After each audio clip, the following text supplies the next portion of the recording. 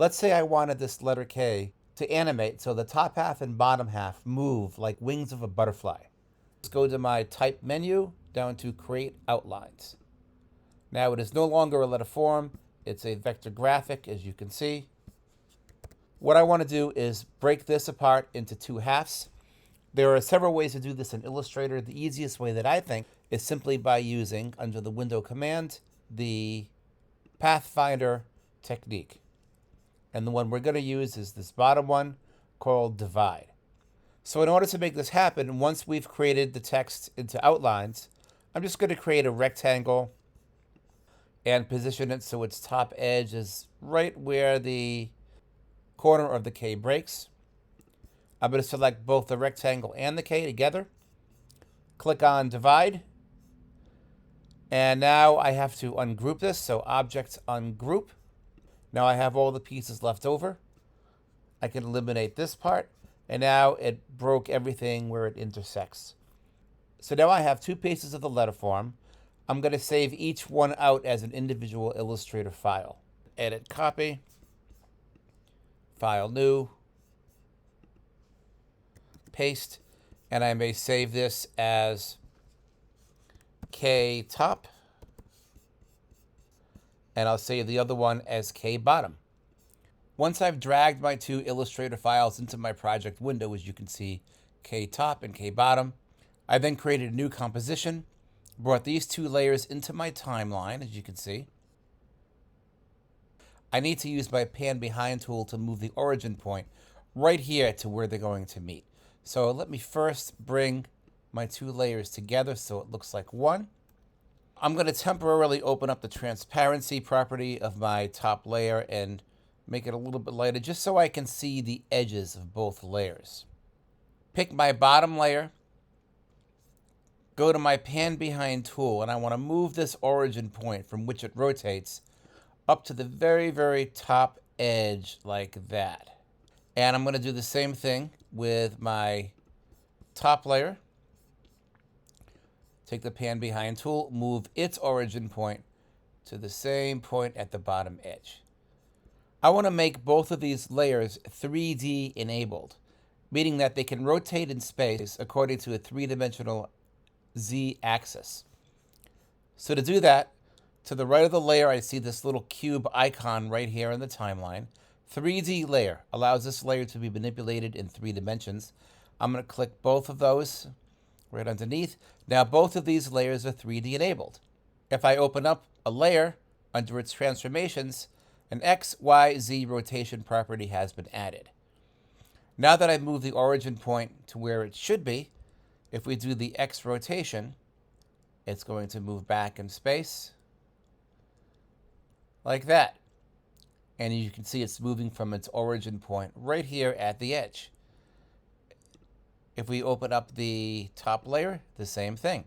We moved its origin point in place. We use the X rotation. And now we can have it move like that. And we can keyframe these properties. So let's say we start out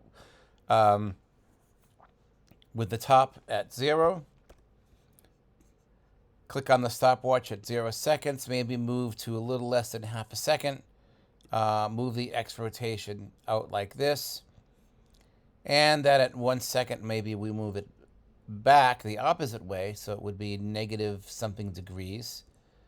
And we can keep doing that. We can keep, as a matter of fact, we can copy these keyframes, move the playback head, Command V, paste, Command V, paste. Let's see what this looks like as we keep doing it. And let's see what that looks like. It's kind of flapping its wings like a butterfly. Let's go to the bottom layer and do the same thing. Go back to 0, set a keyframe for rotation. Let's start it out at 0. Click the stopwatch, move forward, and just have a little fun until we get these things moving. Maybe this moves in the opposite direction here. And then at this point, it goes back in front like that. And we'll just grab these keyframes and we can keep copying and pasting. Grab all of these. And let's see what they look like together. It may not be perfect. You may have to go in and tweak it a little bit until, the movements line up as they will. But actually, that's pretty good. That kind of looks lifelike, personified like some sort of a flapping insect. So I created a new composition called Comp 4. And here we go. And I've brought in the composition called Comp 3, a little pre-comping again. So here it is in the timeline. If I play it, there it goes according to Comp 3. If I wanted to change anything about it, I certainly could go back to Comp 3, edit it, and it will be updated in Comp 4. So now in Comp 4, I'm going to enable Comp 3 to be 3D by again clicking on the cube, which means when I open up its transform property, I can rotate it on the Y, the X, or the Z axis. And maybe I will start out with a real small scale. I'll scale it down here. At 0 seconds, 0 frames, I'll keyframe scale. I'll move its position. I'll move its position over off the edge of the screen, keyframe its position property, and maybe move it down a little bit toward the bottom. And then at about maybe 1.5 seconds, I want it to be over here. So there's my motion path. I may alter the shape of my motion path spatially by dragging the Bezier handles. So it comes in like this.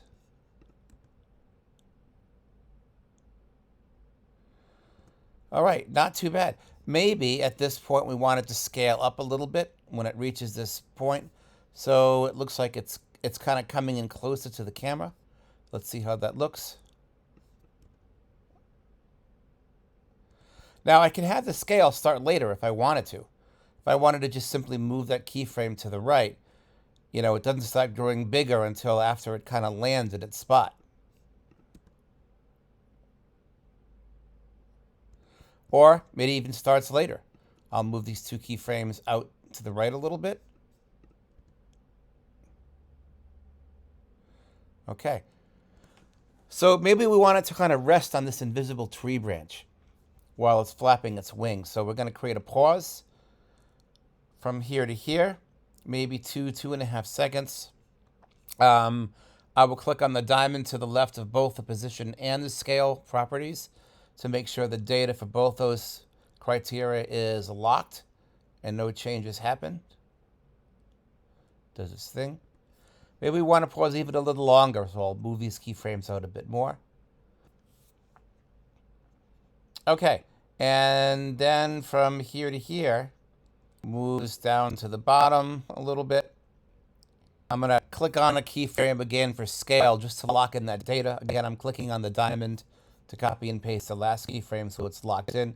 And then maybe the last second or so, it just it flies off the screen and it gets smaller. So it looks like it's flying away from the camera. So it flies off here, and then it also, let's scale it down, see what that looks like. There, okay. We may want to add a rotation property to this, even one of these 3D rotation properties. So let's say it comes in here, rests on the branch, and then maybe during this point it sort of rotates, kind of shifts its body around a little bit. So we'll set a keyframe for Y rotation. Let's do it for both X and Y. And then maybe from here to here, as it kind of moves through to its next point, it kind of turns in space this way. And maybe XY as it kind of shifts this way. Maybe a little bit more on the Y. So let's see what that looks like.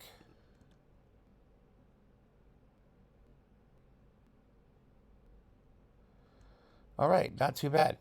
And if we wanted to, we could use the speed graph and we can make it accelerate out right here.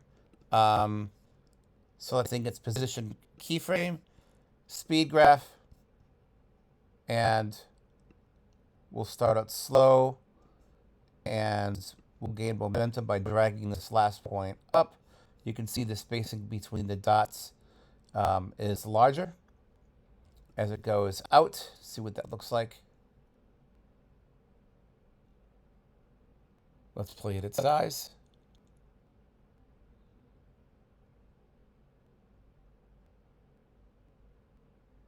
Let's say that I wanted the butterfly letterform to fly in a more complicated path. So in Adobe Illustrator, I'm just going to do a file new and pick film and video, and I pick the same size composition, 1920 by 1080.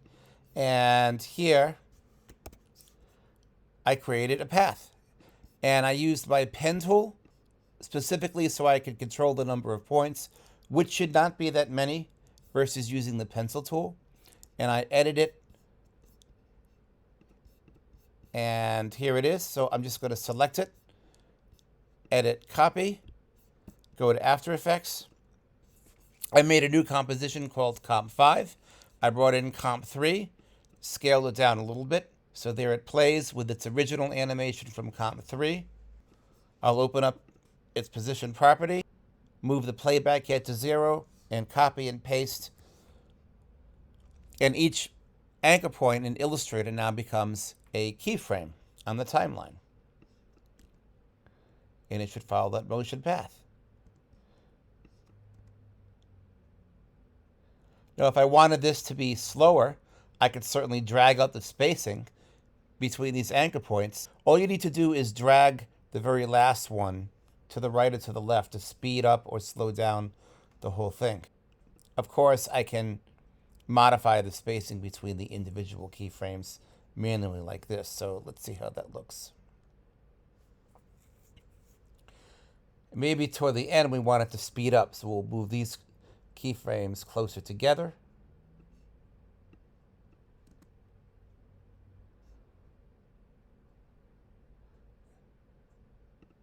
There we go. We can even make these closer.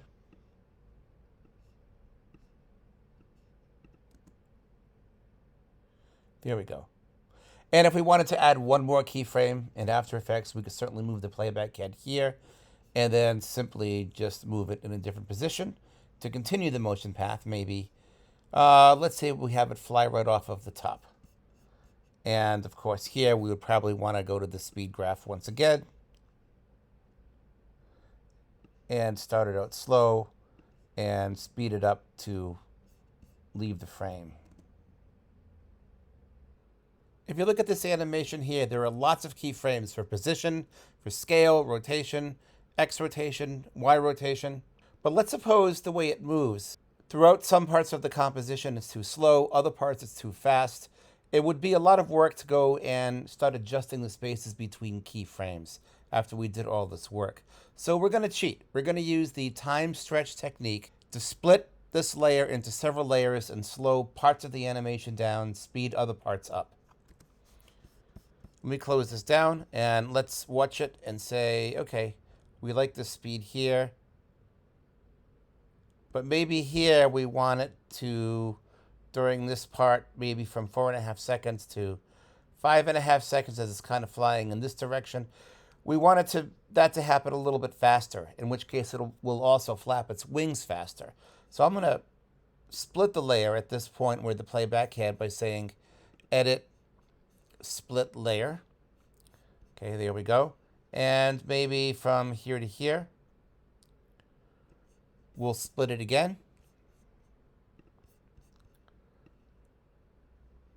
And then maybe from here to here, we'll split it again. So by splitting the layer into separate components, I can control the overall general speed of each one individually.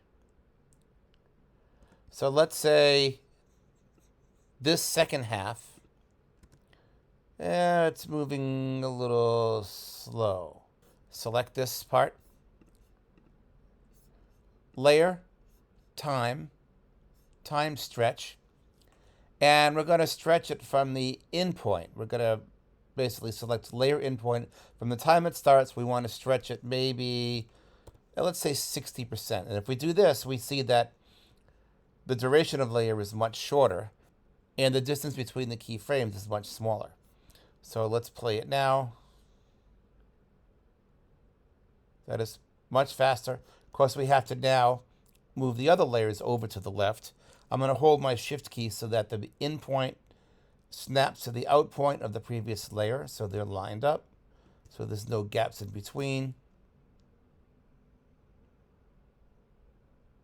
And let's say if we wanted to slow this part down. Layer, time stretch, let's say 150.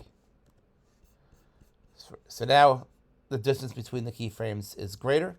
Let's move this one over so they don't overlap. So this one here is going to be faster. This one is now slower. You can see it really taking its time, then it speeds up. We can make that effect even more dramatic. Go back to time stretch.